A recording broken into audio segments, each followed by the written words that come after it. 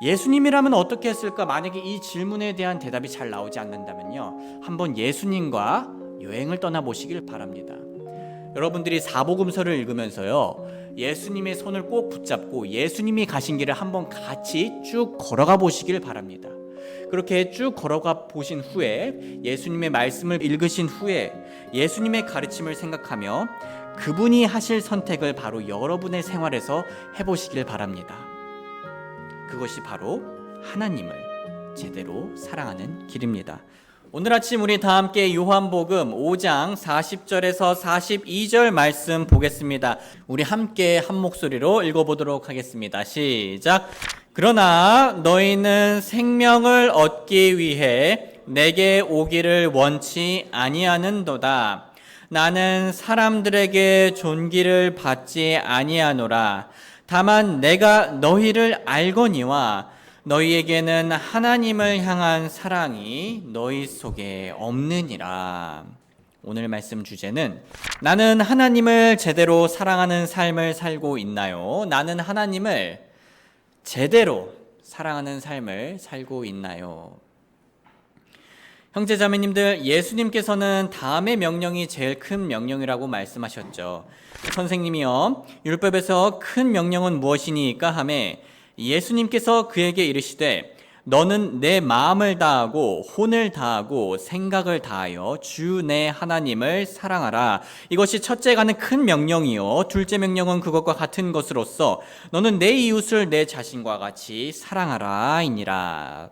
성도님들, 저는 가끔씩 제가 제대로 사랑하는 삶을 살고 있나 라는 고민에 빠지곤 합니다. 예를 들면 나는 정말 우리 교회를 잘 사랑하고 있나 라고 고민합니다. 아시다시피 저는 성도님들께서 엘리베이터를 타고 집으로 가실 때 뭐라고 자주 말하죠? 사랑한다 라고, 사랑합니다 라고 자주 말합니다.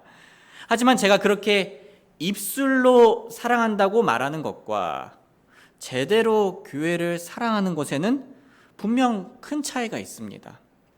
왜냐하면 저는 자칫 잘못하면 입으로만 사랑하는 목회자가 될 수 있기 때문입니다. 저는 교회뿐만 아니라 가족을 향해서도 이런 고민을 합니다. 내가 아내를 제대로 사랑하고 있나? 내가 아이들을 제대로 사랑하고 있나? 라고 스스로에게 질문하면서 말이죠. 이렇게 점검하는 질문은 저에게 유익합니다. 왜냐하면 제 삶을 반성할 수도 있고 발전시킬 수도 있기 때문입니다. 그런데 성도님들, 우리가 삶에서 반드시 점검해야 할 부분이 있습니다. 그것은 바로 하나님을 향한 나의 사랑입니다. 다시 말해 우리는 나는 하나님을 제대로 사랑하는 삶을 살고 있나? 란 고민을 가장 진지하게 해야 합니다. 왜냐하면 하나님께서는 이 세상에서 가장 사랑스러운 분이시고 우리를 가장 사랑하시며 우리의 사랑을 받기에 가장 합당하신 분이시기 때문입니다. 그런데 저를 포함하여 많은 분들이 솔직히 정직하게 되돌아보면 하나님을 제대로 사랑하고 있지 못할 때가 너무 자주 있습니다. 직장과 학교에서 내가 사용하는 언행이 하나님을 사랑하지 못할 때가 있고요. 나의 가정과 교회에서 내가 선택하는 결정이 하나님을 사랑하지 못할 때가 자주 있습니다. 나의 개인적인 말씀 묵상과 기도 생활이 무덤덤하고 권태기 같을 때가 있습니다. 우리는 하나님을 제대로 사랑하며 살고 있습니까? 아니면 하나님을 사랑한다고 입술로만 고백하는 위선자로 살고 있습니까? 마태복음 15장 7절, 우리 한번 같이 읽어볼까요? 시작. 너희 위선자들아, 이사야가 너희에 대해 잘 대언하였도다. 일러스되 이 백성이 자기 입으로는 내게 가까이 오며 자기 입술로는 나를 공경하나 그들의 마음은 내게서 멀도다. 만약 우리 중 요즘 내가 하나님을 제대로 사랑하지 못하고 있는 것 같다 라고 느끼시는 분이 계신다면 오늘 말씀이 도움이 되실 거라 믿습니다. 왜냐하면 오늘 본문에서 예수님께서는 하나님을 제대로 사랑하지 않는 자들이 어떤 특징들을 가지고 있는지 보여주시기 때문입니다. 우리는 그 특징들과 우리의 삶을 비교하면서요, 점검할 수 있고요, 또 개선할 수 있을 겁니다. 그러니 우리 함께 소망을 가지며 본문을 보겠습니다. 예수님께서 말씀하셨습니다. 그러나 너희는 생명을 얻기 위해 내게 오기를 원치 아니하는도다. 나는 사람들에게서 존귀를 받지 아니하노라. 다만 내가 너희를 알거니와 너희에게는, 유대인들에게는 하나님을 향한 사랑이 너희 속에 없느니라. 형제자매님들, 만약 우리가 당시 유대인들에게 하나님을 사랑하시나요? 라고 인터뷰한다면 그들은 어떻게 대답할까요? 아마 그들은 분명 자신 있게 하나님을 사랑합니다 라고 대답할 겁니다. 아마 그들은 자신들만큼 하나님을 사랑하는 사람들, 민족들이 어디 있겠냐고 장담할지도 모르겠습니다. 하지만 예수님께서 보시기에는 어땠습니까? 아니었습니다. 예수님께서 보시기에 하나님을 향한 사랑이 그들 속에 없었습니다. 여기서 우리는 전지전능하신 예수님께서 그들의 마음속 상태를 정확히 아실 수 있는 분이라는 것을 기억해야 합니다. 예수님께서 오해하신 게 아니라 그들 속에는 정말 하나님을 향한 사랑이 없었습니다. 그렇다면 지금 무슨 일이 일어나고 있는 걸까요? 하나님께 선택받은 민족인 유대인들이, 성경을 그렇게 열심히 읽고 암송하는 그 유대인들이 어쩌다 이렇게 하나님을 향한 사랑을 잃어버리게 된 걸까요? 우리는 본문에서 크게 두 가지 이유를 찾을 수 있습니다. 첫 번째로 그들이 교만한 상태였기 때문입니다. 요한복음 5장 43절 같이 읽겠습니다. 시작. 내가 내 아버지의 이름으로 왔는데 너희가 나를 받아들이지 아니하나 만일 다른 자가 자기 이름으로 오면 너희가 그를 받아들이리라. 너희가 서로 존귀를 받고 오직 하나님으로부터만 나오는 존귀는 구하지 아니하니 어찌 믿을 수 있겠느냐. 지난 시간에 우리는 예수님에 대한 네 가지 증언에 대해 살펴보았습니다. 그 증언들은 침례자 요한의 증언, 예수님이 행하신 기적의 증언, 구약 성경의 증언, 하나님 아버지의 증언이었습니다. 그 증언들을 통해 예수님께서는 분명 하나님이셨고요, 하나님으로부터 오신 분이었습니다. 부정할 수 없는 사실이었죠. 그런데 그들은 하나님으로부터 오신 그리스도를 거절하였습니다. 거기서 끝이 아닙니다. 유대인들은 자신들 가운데 있는 거짓 선생들을 받아들였습니다. 명백하게 하나님으로부터 온 예수님이 아닌 거짓 선생들을 선택하는 그들의 교만은 예수님께서 십자가에서 돌아가신 이후에 뚜렷하게 명백하게 나타납니다. 이에 대한 자료를 하나 보여드리겠습니다. 수세기에 걸쳐 많은 거짓 메시아가 있었습니다. 일부 유대인 역사가에 따르면 64명에 달합니다.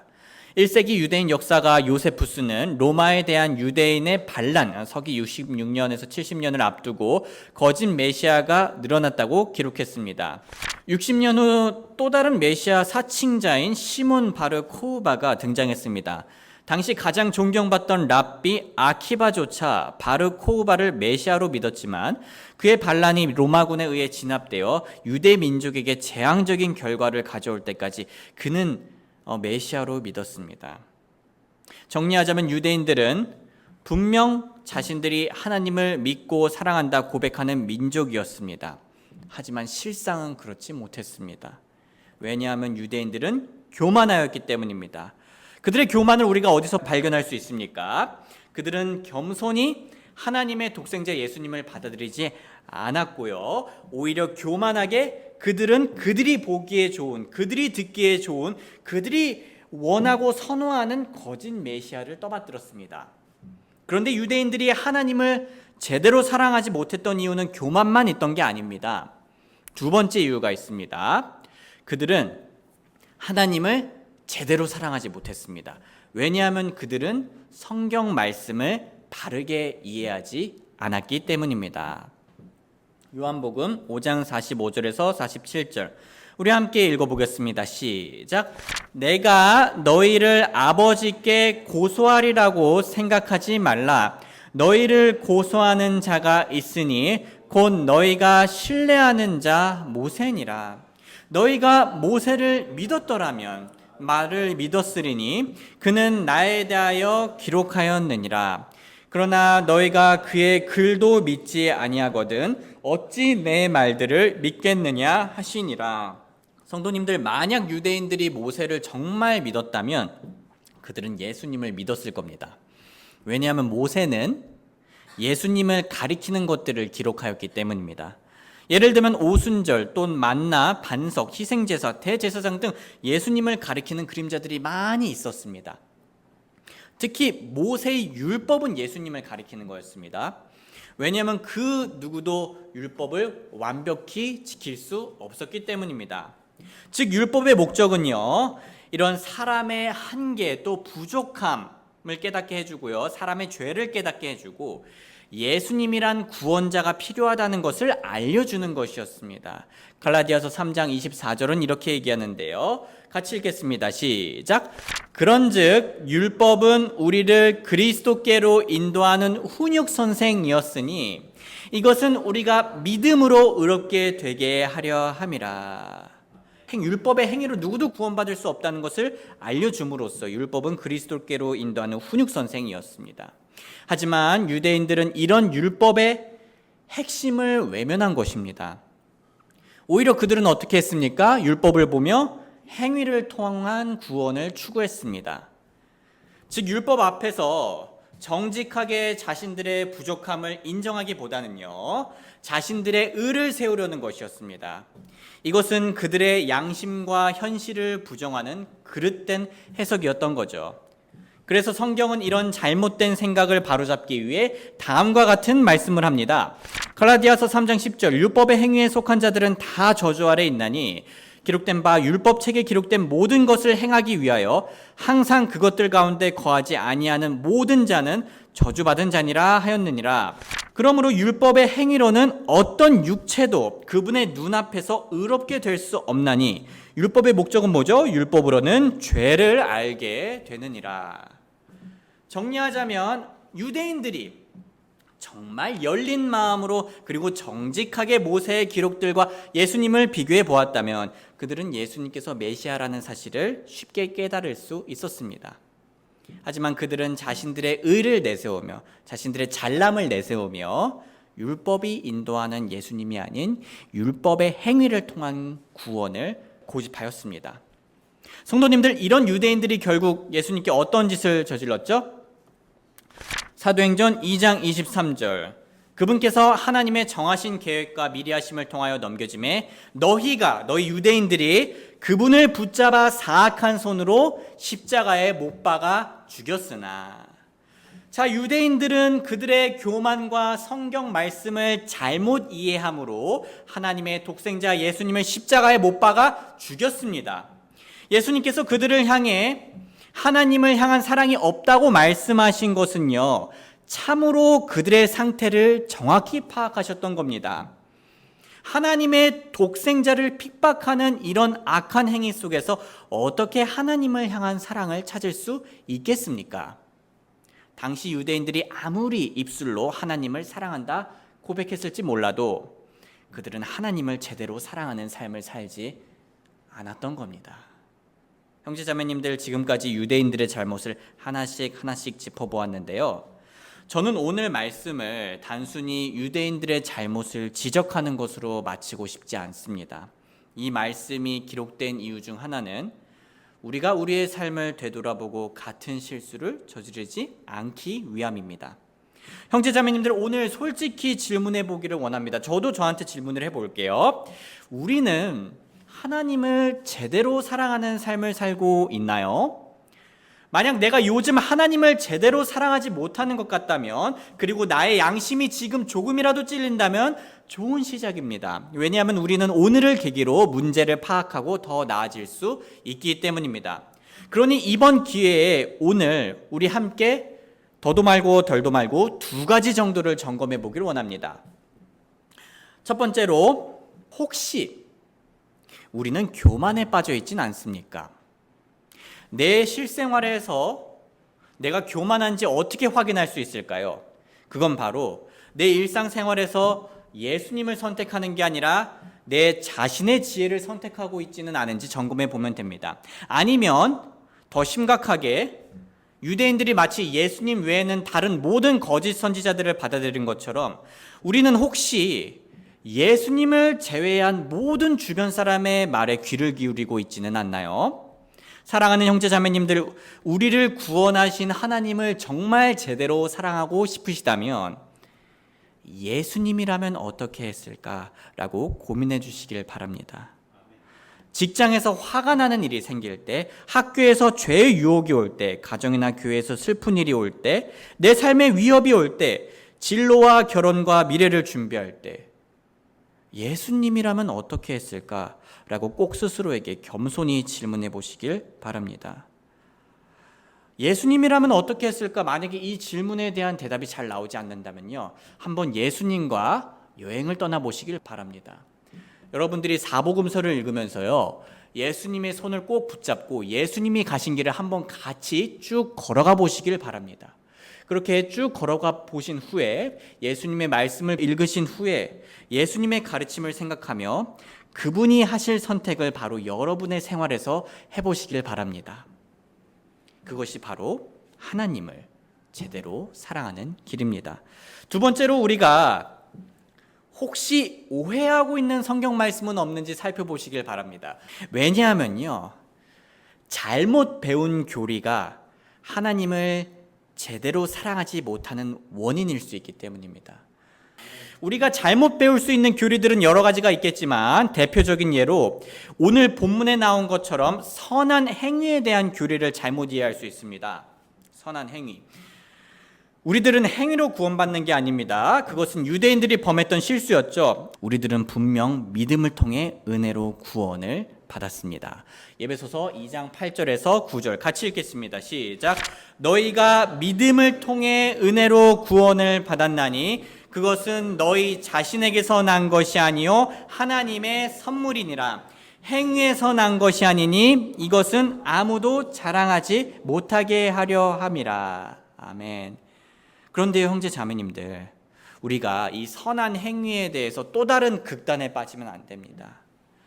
우리가 믿음을 통해 은혜로 구원받은 후에는 우리는 선한 행위를 하지 않아도 되는 걸까요? 앞으로 우리에게 어떤 이제 면죄부가 생긴 걸까요? 아닙니다. 우리는 믿음을 통해 은혜로 구원받은 우리는 더더욱 선한 행위를 해야 합니다.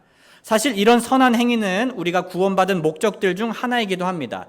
에베소서 2장 8절과 9절, 믿음을 통해 은혜로 구원받는다는 이 내용이 나온 직후에 어떤 내용이 나옵니까? 바로 이 내용이 나옵니다. 에베소서 2장 10절 같이 읽겠습니다. 시작. 우리는 그분의 작품이요 그리스도 예수님 안에서 선한 행위를 하도록 창조된 자들이니라. 하나님께서 그 선한 행위를 미리 정하신 것은 우리가 그 행위 가운데서 걷게 하려 하심이니라. 소중한 성도님들, 지금부터 조금 더 귀를 기울여 주시면 감사드리겠습니다. 복음을 진실되게 믿은 사람은요, 주님을 위해 선한 행위를 추구합니다. 왜냐하면 그 사람은요, 복음을 믿었을 때 정말 자신의 죄의 심각성에 대해 느끼고 깨닫고 회개하는 마음을 가졌기 때문입니다. 복음을 진실되게 믿은 사람은 구원을 볼 때 죄를 마음껏 짓게 해주는 면죄부로 보지 않습니다. 혹시 누군가 복음을 면죄부처럼 이해하고 있다면요, 그 사람은 복음을 제대로 이해하지 못한 겁니다. 왜냐하면 복음을 진실되게 믿은 사람은 구원을 볼 때 그 구원을 선을 행할 동기로 보기 때문입니다. 물론 이제 사람에 따라서 겉으로 보기에 정도의 차이는 있을 수 있습니다. 하지만 복음을 진실되게 믿고 구원받은 사람들이 구원자 하나님을 위해 선을 행하는 것은요, 심리적으로, 정서적으로, 논리적으로 자연스러운 겁니다. 마치 아내를 사랑하는 남편이 아내를 향한 사랑을 행동으로 실천하는 것이 심리적으로, 정서적으로, 그리고 논리적으로 자연스러운 것처럼 말입니다. 만약 우리가 이렇게 올바른 구원 교리 가운데 기쁨으로 말씀에 순종하며 선을 행한다면 우리는 제대로 하나님을 사랑할 수 있게 되는 겁니다. 요한복음 14장 21절 내 명령들을 가지고 그것들을 지키는 자가 나를 사랑하는 자니 나를 사랑하는 자는 내 아버지께 사랑을 받을 것이요 나도 그를 사랑하여 그에게 나를 나타내리라 하시니라. 요한일서 5장 3절 같이 읽어볼까요? 시작. 우리가 그분의 명령들을 지키는 이것이 곧 하나님을 사랑하는 것이니라. 그분의 명령들은 무겁지 아니하니라. 소중한 형제 자매님들, 혹시 내 자신이 하나님을 제대로 사랑하고 있는 게 맞는지 궁금하십니까? 그러면 하나님의 가르침을 올바르게 그리고 균형 있게 이해하며 순종하고 있는지 꼭 점검해 보시길 바랍니다. 성도님들, 오늘 설교 내용을요 간단하게 요약하자면 다음과 같습니다. 우리가 일상에서 겸손하게 예수님을 선택하고 말씀을 바르게 이해할 때 하나님을 제대로 사랑할 수 있습니다. 우리 모두 이번 한 주를 하나님을 향한 제대로 된 사랑으로 빼곡하게 채울 수 있길 주님의 이름으로 소원합니다.